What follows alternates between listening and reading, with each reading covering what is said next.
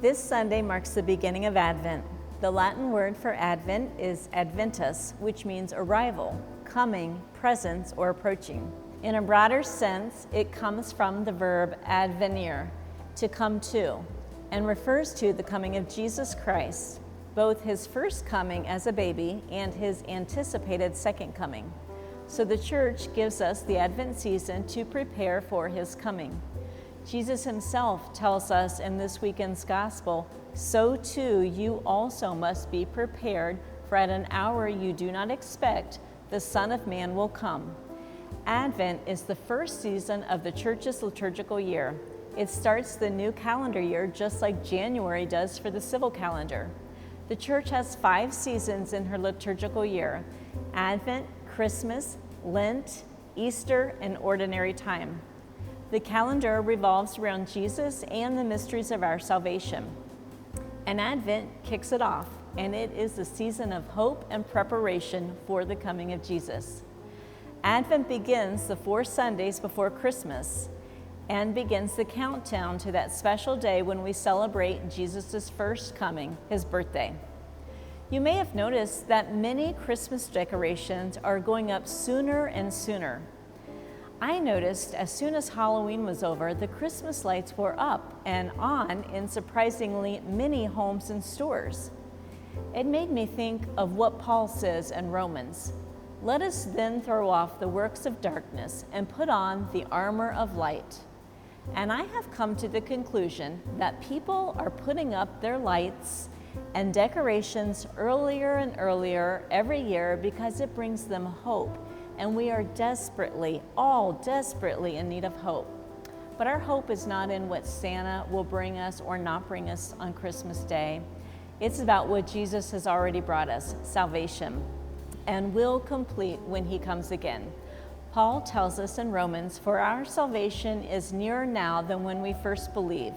The night is advanced, the day is at hand," and this season helps us reflect and prepare for that. So let's not overlook it and rush past this beautiful season.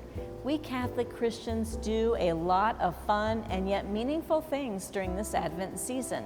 Many people do an Advent calendar like this one or some sort to count down to Jesus' birthday, and that helps keep their focus and builds anticipation, and kids love it. We have a resource page on our website of the best Advent ever to make your own calendar. Another meaningful way we celebrate Advent is the Advent wreath, where we light 1 candle each week at Mass. But you can do this in your home as well. In fact, last weekend we had many young St. Ambrose families come and make an Advent log with 4 candles. I love the intentionality of these parents to help their children grow in their faith and teach them what Advent is about. Advent wreaths traditionally hold 4 candles, 3 purple and 1 pink, and the candles represent Jesus coming as a light in the darkness. 1 candle is lit each Sunday until all 4 candles are lit. Each of the candles lit before Christmas represents an aspect of preparation during the season of Advent.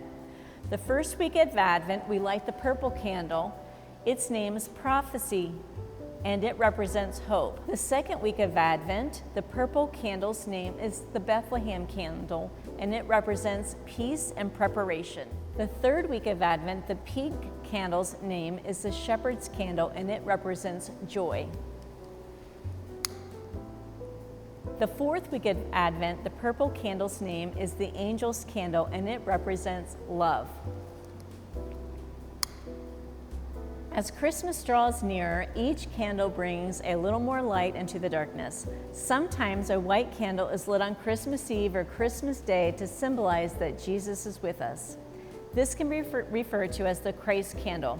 Wouldn't this be a great way to end your day with your family around the dinner table, lighting a candle and reading reflection or prayer from the Advent Blue Book given out at church, or the Best Advent Ever resource guide on the St. Ambrose website and linked in this video? This was something our son always loved and enjoyed doing every night at Advent dinner. And lastly, another great way to prepare during the Advent season is reconciliation. We are preparing our hearts for Jesus, and we need to do a little housekeeping and sweep out some cobwebs. St. Ambrose has a lot of opportunities this month for confession. Check out the website for dates and times. So fight the current of getting swept up in the chaos of secular Christmas and keep your peace with the quiet, reflective Advent season. Be intentional about it. We have lots of opportunities to help you here at St. Ambrose. So let's go Adventing.